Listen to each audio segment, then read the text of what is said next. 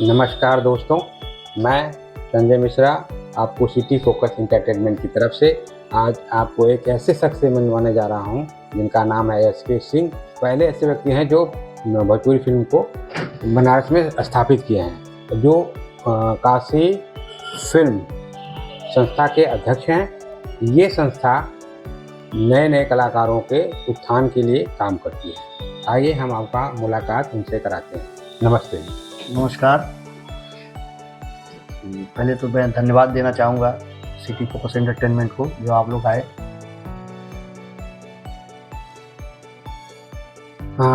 SK. Singh, आपका नाम SK. Singh से काफ़ी फेमस है, लेकिन आपका असली पूरा नाम हमारे दर्शक जानना चाहते हैं, कृपया बताइए। जब मैं आया इस लाइन में तो सबसे ज़्यादा मुझे एस.के. सिंह के नाम से ही जाना जा रहा था, और बहुत लोग आज भी एस.के. सिंह के नाम से ही जानते थे। मेरे गांव के अलावा और बनारस में तो बहुत कम लोग ही मेरा पूरा नाम जानते हैं। मेरा पूरा नाम है Surendra Kumar Singh, stand for SK. Singh.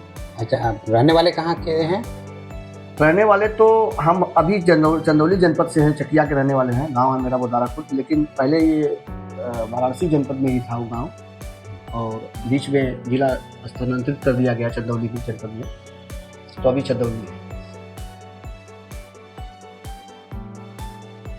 अच्छा, आप जो हैं बनारस फिल्म, मतलब बनारस में जो ये म्यूज़िक आई है, एल्बम आया है भोजपुरी का, तो आप पहले ही ऐसे व्यक्ति हैं जो बनारस में स्थापित किए हैं इसको। तो आप ये बताएंगे हमें कि आपने अब तक कितनी कंपनियों के साथ काम किया? देखिए, अब तक हम लोगों ने कंपनियां तो गिनी नहीं, क्योंकि उस समय छोटी छोटी कंपनियां बहुत थी।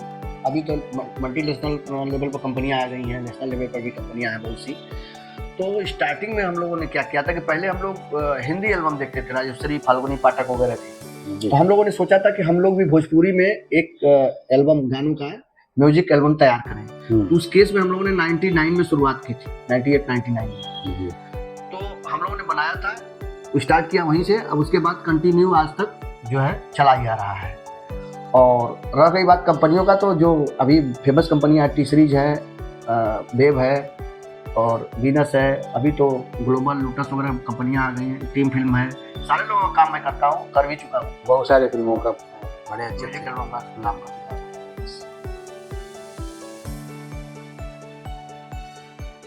आपने जो शुरुआती दौर में जो एल्बम बनाए थे, आज वो पुराने जो कलाकार हैं वो आज सुपरस्टार हो गए हैं। तो आप उनके बारे में कुछ बताइए कि कैसी शुरुआत हुई? देखिए, स्टार्टिंग में तो बहुत से आर्टिस्ट थे हमारे पास जो कि नॉर्मल थे, जैसे रितेश जी हैं, कल्लू हैं, काम करते थे। आज की डेट में तो लोग सेलिब्रिटी हैं, स्टार हैं। मैं सबका काम कर चुका हूँ, इवन सबका। जितने अश्लील कलाकार हैं उनको छोड़ करके नाम मैं नहीं लूँगा, लेकिन बाकी सारे आर्टिस्ट, चाहे गोपाल राय जी हो, भरत शर्मा व्यास जी हो, कल्लू हो, रितेश जी हो, सबका एल्बम मैं बना चुका हूँ। कोई हिसाब नहीं जिसके वीडियो से रिलेटेड एल्बम नहीं बनाया। मतलब आपने भक्ति और मनोरंजन के लिए दोनों किस्म के एल्बम आपने बनाए? जी, हमारा इंटरेस्ट शुरू से रहा डिवोशनल के लिए। भक्ति में मेरा ज़्यादा मन लगता था, स्टोरी भी मैं ज़्यादा करता था उसमें, और इसीलिए आज की डेट में भी वो क्लाइंट या वो सिंगर हैं जो स्टोरी बेस अगर कुछ कराना होता तो मेरे पास ही आता। अच्छा,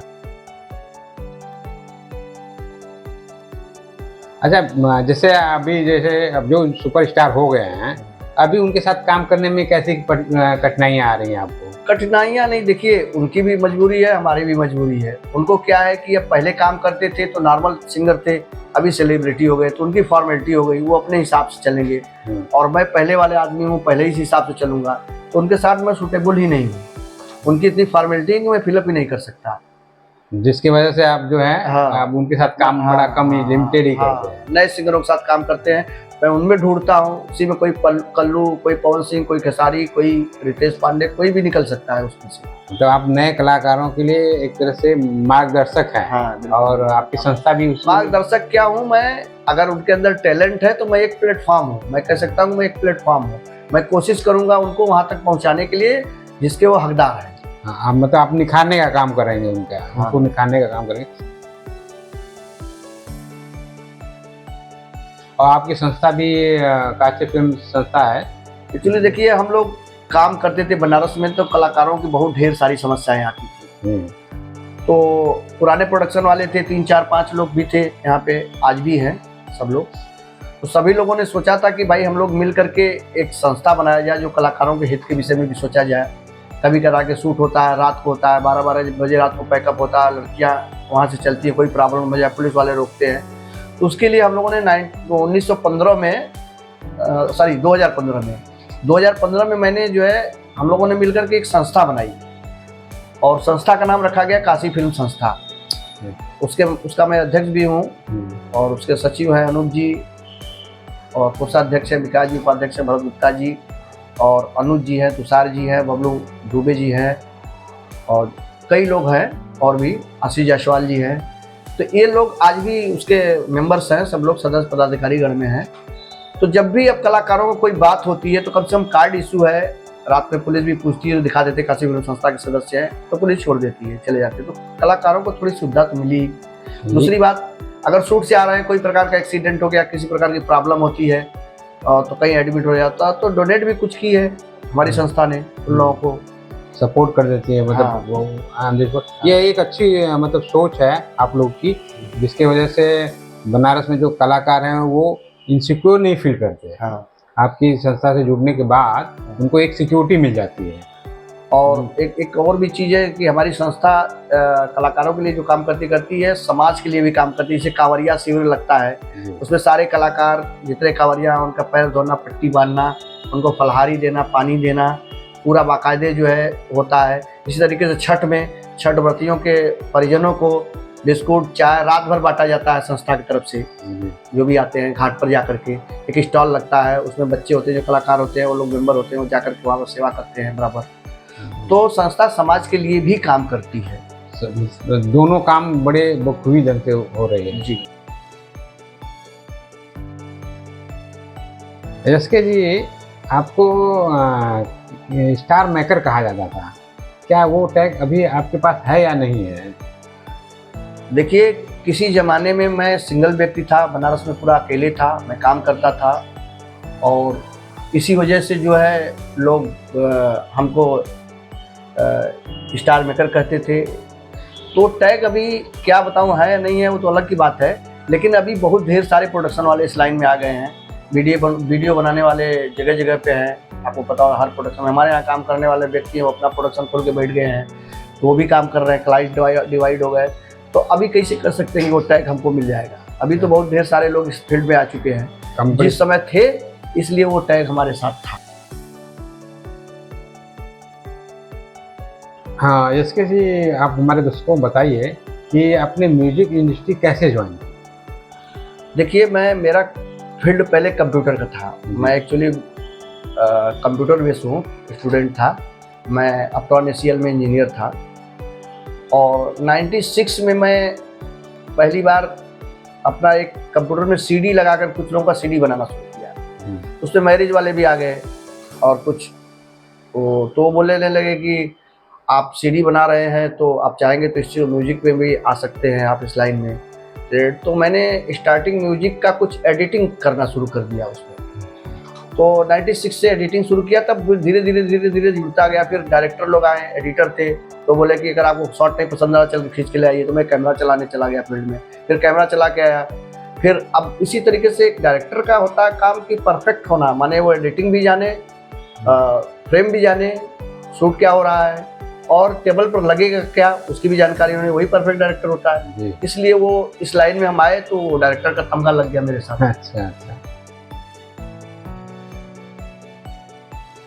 अच्छा, अब अगर आप फिल्म इंडस्ट्री में या म्यूजिक इंडस्ट्री में नहीं रहते तो फिर किस फील्ड में आप महारत मतलब आपको अभी महारत हासिल होती है? देखिए, जैसा कि पहले भी मैंने अभी बताया पहले कि मेरा पहले का फील्ड कंप्यूटर था। अगर नहीं होता तो फिर IT सेक्टर में होते, कंप्यूटर से ही रिलेटेड होते हम कहीं ना कहीं। इसके जी, जो अभी भोजपुरी एल्बम में अश्लीलता बढ़ती जा रही है, इसको आप किस नज़रिए से देखते हैं? देखिए, पहले तो ये सब चीज़ें नहीं थी। 2008-10 तक पहले जो है ये सब चीज़ें नहीं थी। ये 2012 के बाद ही स्टार्ट हुई, 2012-13 के बाद, और एकाएक बहुत तेज़ी के साथ इसमें बढ़ोतरी हुई। इसके लिए मैंने कैंपेन भी चलाया और मैं 5 साल तक इसके लिए लड़ता रहा। बहुत से स्वयंसेवी संस्थाओं ने मेरा सहयोग भी किया बहुत लोगों के साथ मुकदमा भी मैं लड़ा, तो ये कम हो गया था। लेकिन अभी क्या है कि अभी ये सोशल मीडिया यूनिवर्सिटी आपके आ गई, जिसमें कोई डिग्री लेने की आवश्यकता नहीं है आपके मोबाइल में व्हाट्सएप, इंस्टाग्राम, फेसबुक सब होना चाहिए बस। हाँ, आपको खुद ही डिग्री दे देंगे।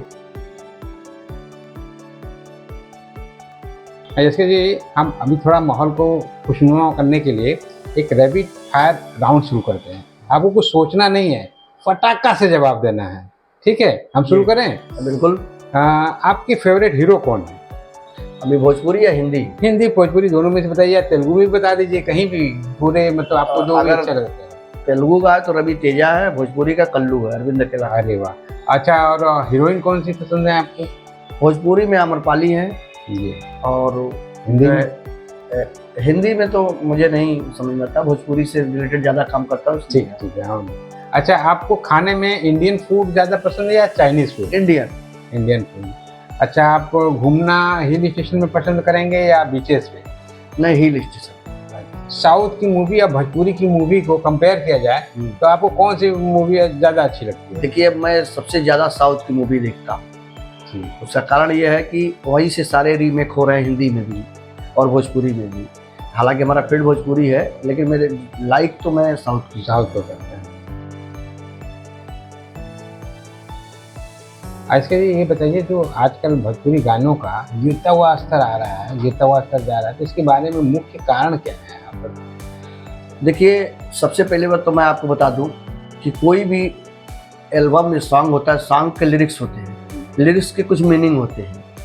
मीनिंग को समझने वाला व्यक्ति ही डायरेक्टर होता है, ठीक है? आजकल तो घर घर में कोरियोग्राफर है, आपको पता है कैसे लोग चला रहे हैं। लेकिन अगर उसका विजुअलाइजेशन सही ढंग से न होगा, मीनिंग के अनुसार होगा, तो हर शब्द का आजकल डबल मीनिंग है। लेकिन वो लोग सिर्फ सिंगल पोज पे जाते हैं, उसका दूसरा सोल्यूशन नहीं ढूंढते। उसका जनता को उनको मसाला चाहिए, और मसाला के चक्कर में भोजपुरी का स्तर गिरा देते हैं। इसीलिए हाँ, उसका कारण है कि अभी जो इंडस्ट्रीज की हालत हो गई है, वो जो काम पकड़ के लाता है वही डायरेक्टर हो जाता है, वही कोरियोग्राफर हो जाता है, सब कुछ वही हो जाता है। तो अभी इस स्तर पर गिरने के बाद तो गिरेगा ही स्तर, जब उनको जानकारी नहीं है। कभी किसी जमाने में किसी के यहाँ साउंड बजा रहे होंगे या फिर कैमरा असिस्टेंट रहे होंगे, आज वो डायरेक्टर हो गए तो कितना जानेंगे? बात यही कारण है। उसका कारण है कि जब वो जितना मीनिंग जानते हैं उतना विजुलाइज करते हैं, उसकी वजह से स्तर गिरता जा रहा है। अच्छा, इसके जी आपको अगर मौका मिले भोजपुरी के सिवा, तो और कौन से भाषा में आप काम करना चाहेंगे? देखिए, भोजपुरी के अलावा हिंदी तो है, हिंदी में काम किया भी हूँ मैं, और मौका मिला तो पंजाबी मिल जाना चाहता हूँ, पंजाबी लैंग्वेज में। हाँ,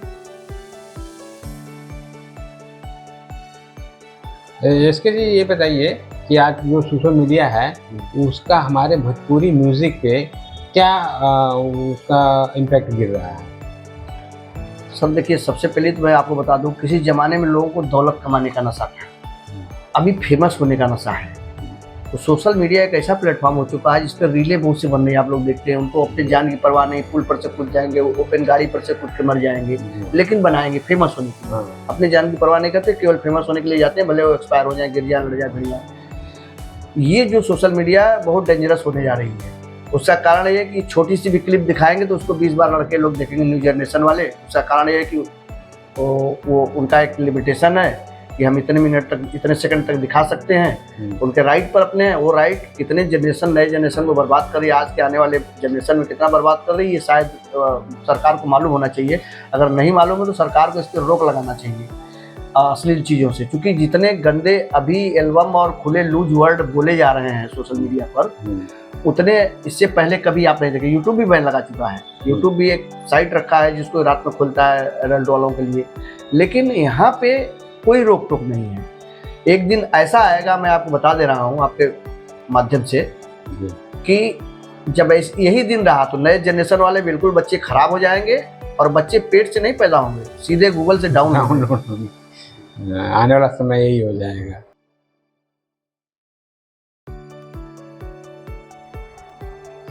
अच्छा, एसके जी ये हमें बताइए, आप डायरेक्टर, भोजपुरी डायरेक्टर हैं एल्बम के, तो इस माध्यम से आप समाज में क्या परिवर्तन लाना चाह रहे हैं और इसके लिए आप क्या कार्य कर रहे हैं? देखिए, सबसे पहले तो मैं बता दूं कि क्या परिवर्तन कर रहे हैं। मैंने बहुत कोशिश किया इसको लाने को, ला भी दिया था। करीब करीब 40% तक मैंने डाउन किया इस अश्लीलता को। 2015 से लेकर 2020 तक मैंने इस पर कैंपेन चलाया था बहुत अच्छा, जो हर शाम मैं आता था रात में, हर शनिवार को मन की बात एसके सिंह के साथ में अपना चलाता था अभियान। इसमें लोगों को बताता था कि भाई 2 पैसा कम खाओ लेकिन अश्लील मत गाओ, अश्लील मत बोलो, ना अश्लील लिखो। तो राइटर से लेकर सारे लोगों को मैंने एक संदेश दिया था। लेकिन अभी अगर हमारा बस चले तो अभी भी मैं वही बोलूँगा, बोलता भी रहूँगा जब तक जीवन है। और मेरा एल्बम बनाना बहुत कम हो गया इसी के चलते। नहीं, मैं पहले बहुत काफ़ी मात्रा में एल्बम बनाता था। हमारे पास जो लोग आते हैं म्यूजिक एल्बम बनवाने के लिए, वो पहले ही कह देते हैं कि आपके लायक गाना जो होगा आपको देंगे। तो हमारे लायक का, I can do it everything. मैं इस लाइन का डायरेक्टर हूँ तो मैं भी कर सकता हूँ, ऐसा कुछ नहीं। इसका मतलब उनका संकेत यही है कि वो अश्लील मुझे करवाना चाहता है, मैं करूँगा नहीं। तो इसलिए वो पहले ही बोल देते हैं ये आपके लायक हमारे नहीं। नेचर के जानते हैं कि आपके लायक नहीं है ये इस टाइप के हमारे पास गाने हैं। जब आपके लायक होगा तो मैं आपको बताऊंगा। इसका मतलब है कि हम ज़्यादातर हमारा झुकाव डिवोशनल की तरफ हो गया जी जैसे जितने भी। इसीलिए मैंने एक भक्ति में शक्ति मैंने अपना चैनल भी खोला है जी। और उस पर जितने भी प्रथाएं जो विलुप्त हो चुकी हैं पहले की, रामायण से रिलेटेड सब चीज़ें, उसको उठा करके मैं उसी पर रख रहा हूँ। अच्छा, एक बड़ा सुंदर बात है। और आपका म्यूजिक चैनल भी है ना? हाँ जी, हाँ जी। उसका नाम, उसके बारे में सुंदर भोजपुरी है मेरा म्यूजिक चैनल का नाम। तो हमारे दर्शक उस पे जाके देख सकते हैं? हाँ, बिल्कुल देख सकते हैं, उस पर पूरा चीज़ देख सकते हैं। सारी अच्छी चीज़ें दिखेंगी। नाम ही उसका मैंने सुंदर भोजपुरी इसीलिए रखा है, भोजपुरी में और सुंदरता दिखे भी। हाँ। एसके जी, ये बताइए कि माता पिता, परिवार, वाइफ, बच्चे, आपके जीवन में इनका क्या अहमियत रहा? आपके इस काम के दौरान कितना सपोर्ट रहा, आप कुछ बताएंगे? देखिए, हमारे जीवन में हमारा परिवार पूरा साथ दिया। मेरे माता पिता तो, पिताजी तो नहीं हैं अभी, माता जी हैं, आज भी सहयोग करती है हर मामले में। पिताजी ने पूरा सपोर्ट किया है, यानी कि हमारे यहाँ ही, हमारे रेजिडेंस पर बनारस में रहता हूँ, रहने वाला चंदौली का हूँ। हमारे यहाँ ही एक्सपायर भी किए। और सबसे इसमें बहुत जो साथ दिया मेरी वाइफ साथ दी। हाँ, क्योंकि मतलब यहाँ पे हमारे बच्चे जो है बाहर रहते हैं, एक ही लड़का है दिल्ली में रहता है अपना, वो बैंक में मैनेजर है। इसलिए हमारा जो फील्ड यहाँ का था, इसमें सहयोग मेरी वाइफ ने बहुत ज़्यादा किया। परिवार के सहयोग से ही आप आज आज इस मुकाम पर हूँ। हमें ये बताइए कि आप ये जो यंग जनरेशन है भोजपुरी में आ रहे हैं, इनके लिए आप कोई संदेशा देना चाहें हमारे चैनल के माध्यम से, सिटी फोकस के माध्यम से, तो बताइए। पहले सिटी फोकस एंटरटेनमेंट की तरफ से मैं यही कहना चाहूँगा आने वाले जनरेशन को कि देखिए, लोग बोलते हैं कि तुम गंदा गाओगे तो हिट हो जाओगे, वही लोग देख रहे हैं। वो सारा चीज़ जो है पब्लिक पर सौंपते हैं लोग, जनता को। जनता देखती है तो मैं बनाता हूँ, ऐसा कुछ नहीं। इससे पहले भी जनता देखती थी। कुछ चंद समाज के लोग हैं जो देखते हैं, तो अगर उनको ऐसा चीज़ दिखाएंगे तो देखेंगे। लेकिन आप अच्छी चीज़ बनाइए, अच्छी चीज़ गाइए, जो समाज, एक परिवार पूरा बैठ करके एक साथ देख सके। अगर ये ऐसा गाना आपने बनाया है, ऐसा म्यूजिक एल्बम आपने बनाया है जिसको पूरा परिवार आपका एक साथ बैठ के देख सके, तो समझ लीजिए आप सफल। और आपको भी सुकून महसूस होगा। सुकून भी महसूस होगा आपको कि आपने कोई अच्छी चीज़ बनाई है। क्योंकि ऐसा चीज़ मत बनाइए कि आप उसको परिवार के साथ बैठने में आप खुद शर्मिंदा हो, तो दूसरे लोग को क्या कहेंगे। सही है। चलिए, बहुत बढ़िया।